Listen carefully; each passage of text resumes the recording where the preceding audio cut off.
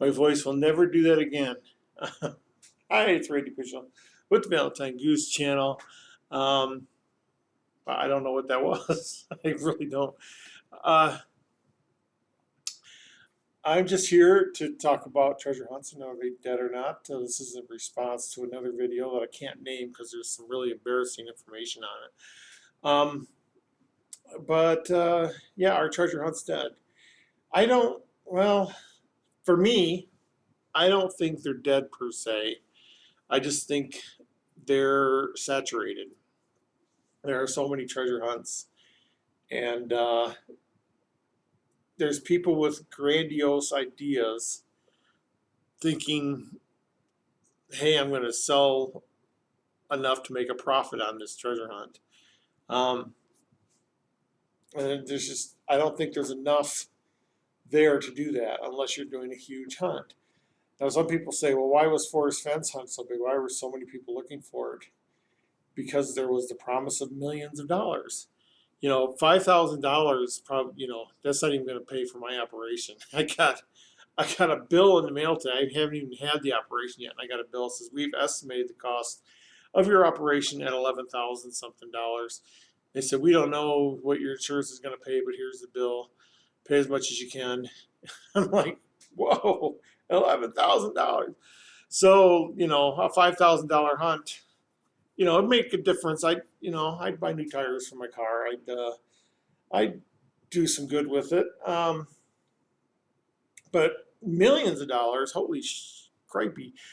Um, yeah, I would. A lot of people would do a lot of things for $1 million, and it was advertised at what between 2 and 5 million, um, and all you had to do was find it.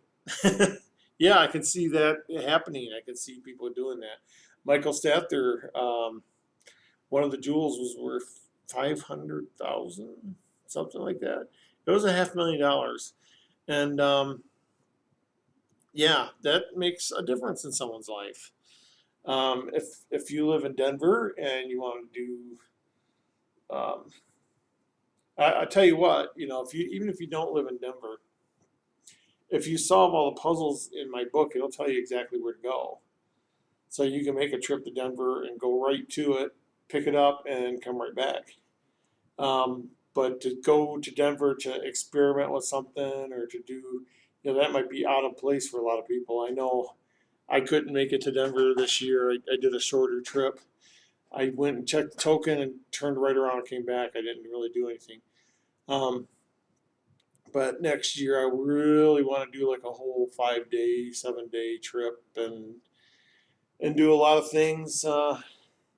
But that's out of reach for probably most people, realistic speaking. And then there's people that are like they're already millionaires, and they're like, well, I'm not going to do a hunt for 500, for $5,000. And I've had people tell me that your hunt ain't worth it.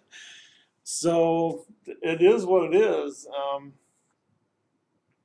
I when I first conceived of my hunt, um, I wanted it to be discovered, like I discovered hunts way back when before the internet. If you didn't go into the bookstore at the right time, if you didn't pick up the right magazine, if you didn't look in the right newspaper, you would never see an article or anything about a hunt. I remember Michael Stather's hunt. I found it by going to the, what's it called, Brownstone bookstore or something like right here in Mason City. And it's gone now, but yeah, I was just in the bookstore walking and I saw this book, and on the cover it says, hey, real live treasure hunt for, you know, for however much it was, or $1 million hunt because all the jewels together were $1 million. And that's how I discovered it. I didn't find it, I didn't go to a forum and say, oh, look, a new hunt's been announced. And I think that's where the issue lies. Now everybody is announcing hunts, and I'm not talking about the little hunts that are for fun. I think hunts like what Copper Dan and 3D Bronze and NK Pro and Cow, those are for fun and they're for bragging rights and they're for the exchange of stuff, and a lot of people will win something and say, hey, now I'm going to pass it on and do something else. Those are for fun, and those are for like the group of people that have clumped together over the for spend stuff. And I'm not talking about those, but I'm talking about the big $1 million hunts that people announce and then they fall apart. Um, or this, what was it, the Great American Treasure Hunt? I think that got solved faster than they thought, and I'm honestly sure they didn't sell enough material to make up for what they lost in prizes. Um, but I mean, that's the feeling I get from these big hunts now. They announce it and they're all excited and they get everybody involved, and boom, it's solved. And sometimes it's solved because they gave out clues. They're like, oh, it hasn't been solved this week? Well, let's give a clue. Um, so it's like, where do you draw the line? Where is that line of a hunt that's for fun and a hunt that's for profit? And that hunt for profit, people, it's got to be big enough for people to go, man, that is worth my time and effort.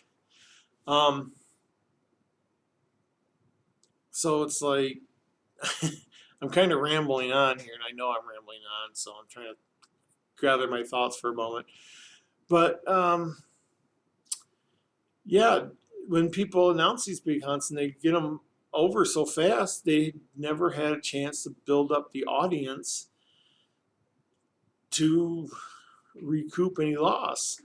There was a magazine here in Iowa, and for like 12 months, they gave away a mini. And a mini, I'm not sure what they go for, but this is when minis first came out. They hid a key. Every month they would hide a key to a mini, and you had to hunt for it. And naturally, I was like, "Ooh, I'm going to buy this magazine. I'm going to get it because every month they would give you the clues as to where it was, and you had to find it. And that's all. They didn't give out hints or anything. You had 1 month to go through the clues, and if it wasn't solved, they would just be there until someone solved it. And the thing was, when they stopped giving away minis, that magazine vanished. No one bought it anymore. But did enough people buy it to pay for 12 minis? I don't think so. And I think when they stopped giving away minis, people stopped buying the magazine, and then they realized, wow, this wasn't a very good business model. So I think if someone's doing a hunt, they have to understand that it can't be just about the profit. It just can't be. My hunt, I designed my hunt for everybody. I put poems in for the people that like to solve poems. I put codes in for people who like to solve codes. And I put in boots on the ground because I wanted people to feel like it was a real treasure hunt. You got to go to this location and you got to find out what's important about this location, compare it to the other locations. And I knew that people would work on this alone, but also people would work on this in groups, and they would show up in forums. And I mean, that was my biggest thing, is I wanted to be in a forum. And at the time, there was only 2 forums. There was Quest for Treasure, which was in England, and 12.org, which once Michael Stather's hunt was over, they grasped at straws and it fell apart. So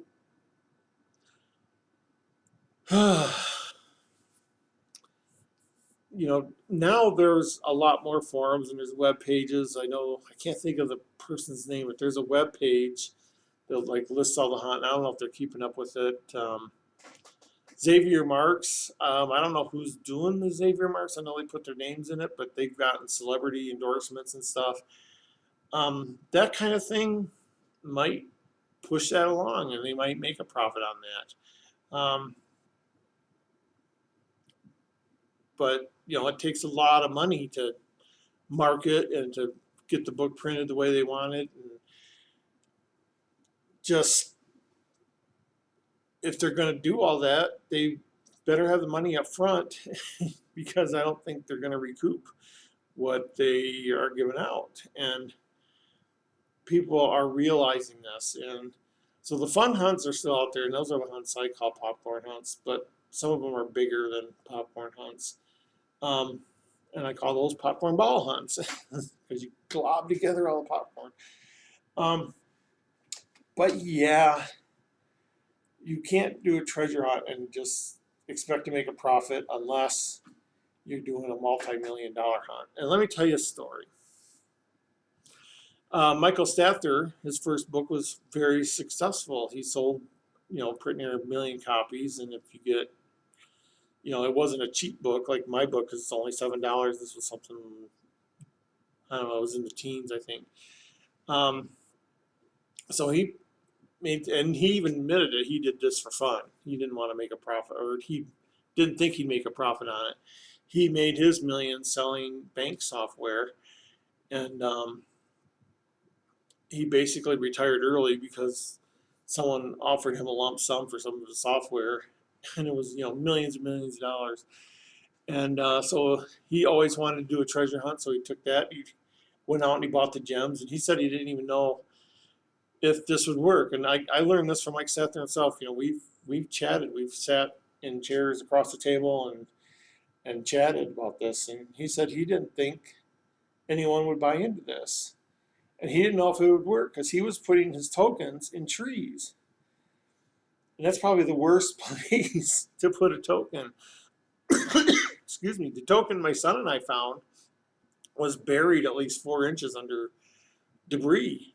And other people, they said they searched areas, they couldn't find it. And then other people came and searched the exact same area, but they went a little bit deeper and they found it. I really hate the idea of hiding stuff in nature. But he did make money on that book because it just became so popular. So his next book, he doubled the price. Oh, this is a $2 million hunt, but it's going to be divided like among 60 ways. There's going to be jeweled rings and all this stuff. And how did he do it? I think it was Simon and Schuster came to him and said, "Hey, we saw how many books you sold last time." They said, "Do you think you'll sell that many this time?" And he said, "Sure." And so Simon and Schuster signed him up. There was a clause in the contract that he had to sell so many books. And he only sold like 20,000 books on the second one. So 20,000, I mean, I would love to sell 20,000 books. But overall, when you got, 350 million people in the United States, and even a percentage of that was doing treasure hunts, that wasn't a very big percentage. And they came back and they sued him. They said, "No, you promised us over millions in sales, and it's 40,000."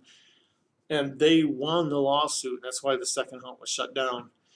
They won the lawsuit, and he had to give them everything. He had to give them the solve to the puzzles. He had to give them the web page. He had to give them rights to the book and rights to the hunt and rights to the characters. He lost it all. And they just shut everything down. They never gave out answers. They never did anything. And then Michael passed away. But yeah, again, it was like the Simon and Schuster people. Simon and Schuster, okay, you think about this. They're a huge, huge publishing house, and they publish all kinds of things. And even they couldn't predict that a treasure hunt was going to bomb. So what hope do we have? And I did set up my hunt. I said I'd put $1 in for every book sold. And I thought, hey, if I sell 5,000 copies, that's another $5,000. And now it's getting bigger. Now people would get more interested. And I thought, well, then if I sell another 5,000, now we got 15,000. And it's bigger. And now it's worth it for people to drive to Denver. Now it's worth it for people to do the boots on the ground and spend time on it. And then you sell 5,000 more and it's 20,000. And I was kind of hoping for that. But I'm not advertising because, and people will say, "How come you're not promoting your book?" Because I want it to be found. I want this to be like the map, the Peralta map to the Lost Dutchman gold mine, just happened to be found. And hey, look, it tells us to go to these different areas, and then now, it's an adventure. You find it, and it's an adventure, and that's kind of what I wanted, was the adventure feel of it. And I don't think I would ever do a hunt that was all online, that was all in the book, and you send a letter in or whatever for the prize. But yeah, you got to have boots on the ground, and I would love to do a hunt. I can't afford the travel though, where you have to go to places all over the U.S. Now, one person alone wouldn't do that, but already, you know, my main 10 boots on the ground locations, 9 of them have been posted all over the forums and private groups and stuff, so people know what they are. And I knew that would happen. I knew it. So if you can't go to Denver, you can go to the forum and say, "Oh, here's the first 9 um, boots on the ground locations, and here's what they found there, and here's what they didn't find, and what do they mean, and blah blah blah." Yada yada yada. Hey, I found the token. So, um, yeah, you just can't expect a lot from this. I mean, it's like, I'm trying to think of a good analogy, like Disney pin traders. I go to the forum for Disney pin trading, and there's, maybe 100 active people there, and it's like, that's the group. And I'm sure there's other pin trading groups, but they're not commingling. And I really don't know of any other treasure group. There's the Quest for Treasure, but that's for people overseas and in England and the United Kingdom. And over here, there's a few forums, but it's all the same people. And of course, you got the haters. You got the people who are going to sue you no matter what. And I'm going to rue the day that happens, but I'm expecting it. I really am. I'm not ready for it, but I'm expecting it. And if I get, I won't go into that.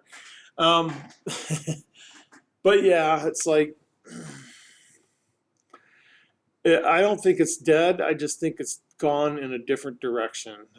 That's my thoughts. And if someone comes up with a big hunt, they need to, first of all, put marketing behind it, make it big enough. And I'm telling you, one of the reasons I think Forest Fens was so big is because it was the biggest hunt. They didn't say, "Oh, this was just $1 million." They were saying, "Oh, this is $2 to $5 million." That's what I always heard from the beginning. It's worth $2 to $5 million. Yeah, that's worth it. That was worth it for me. I was getting ready to go. My solve led me to Montana, just outside the border of Wyoming, and I never got a chance to go. But the prize was big enough that, yeah, I was willing to go. My solve made sense to me, and that's all that mattered. But again, with those kind of hunts, there's no confirmer. I mean, when I solved Michael Stather's hunt, and I solved it for the snail, it didn't say start where warm waters halt. It said go to Anita State Park and look in the parking area. That's clear and concise, and that's the way I like it. And that's the way my book is. It'll tell you, go here, go here, go here, and it'll take you. I measured it once. It was like the length of a finger. From if you solve all the clues in my book to where the token is, and you'll know you solved it because it'll say, go here, do this, look for this. This is what it looks like. It won't say, hey, I'm thinking of the color red, and there's people around, and it's not anything vague, and it'll say, go here, do this. This is the name of the park. This is the name of the street. This is the name of the housing project. And it's like, there it is. And confirmers, like, what book had the confirmers in it? confirmers. Anyway, that's, a code is its own confirmer. A code will tell you. A code won't say, hey, go where the home of Brown is, and not tell you where the home Brown is. It'll give you, maybe it'll give you GPS coordinates to the exact spot. And well, there you go.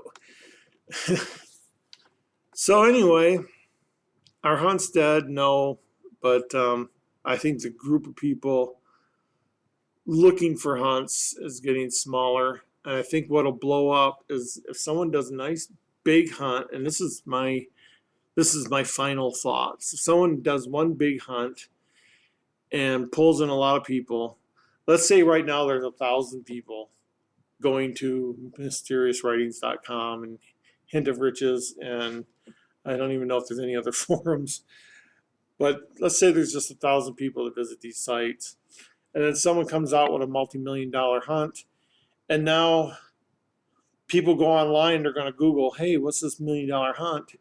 And they're going to find Mysterious Writings, they're going to find Hint of Riches, and now your 1,000 group expanded to 20,000, and now, if you got 20,000, now you can do your hunts for fun, and instead of 50 people entering your hunt for fun, you might have 500 people enter your hunt for fun. And make it hard. I'm telling you. I'm still amazed that it took 4 hours for my ex-roommate to solve Toby's hunt, Toby and Shelly's hunt. I gave her the stuff, the information, and she literally sent me a picture of the rock. She literally sent me a picture of the rock 4 hours later, said, the prize is behind this rock. And that's exactly where it was. It's like a tree. There was a bridge and a river.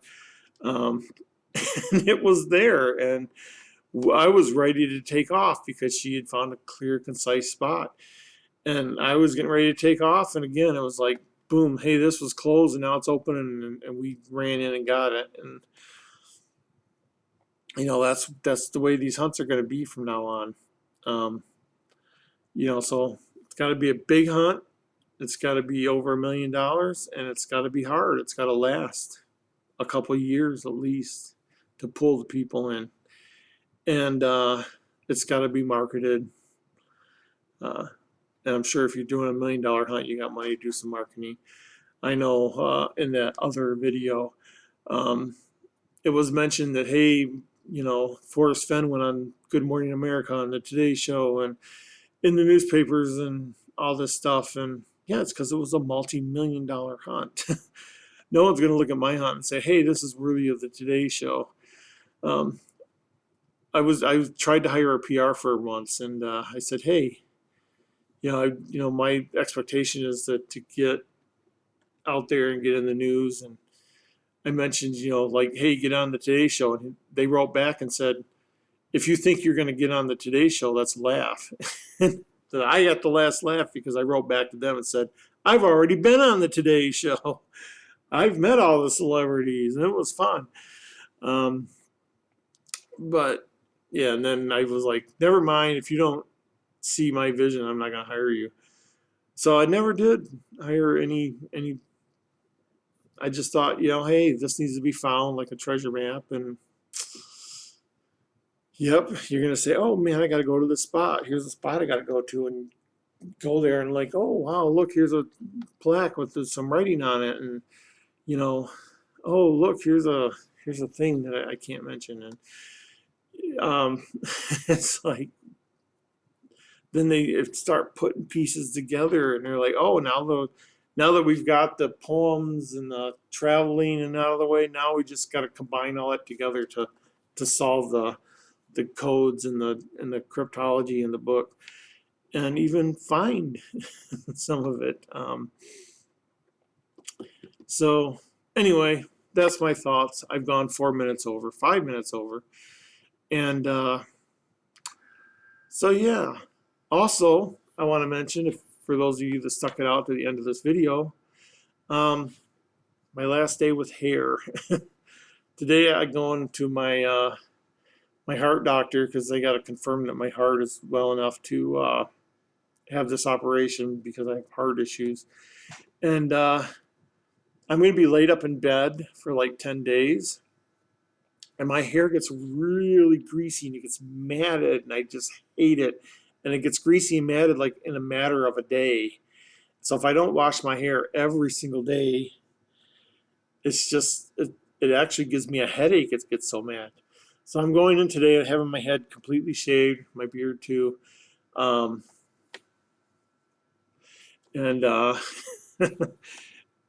yeah, so I'm going to be completely and utterly bald the next time you see me, which will be a trip. Also, I got new glasses. And yeah, so some fun things are coming. So anyway, take care. I'm 6 minutes over, and I blabbered and blabbered. And if you came this long, I can tell you I've hit another milestone, so I'm going to have to put a clue out. And I don't know how I'm going to do it or what it's going to be or anything like that, but I said if I hit milestones. Anyway, take care and have a good day.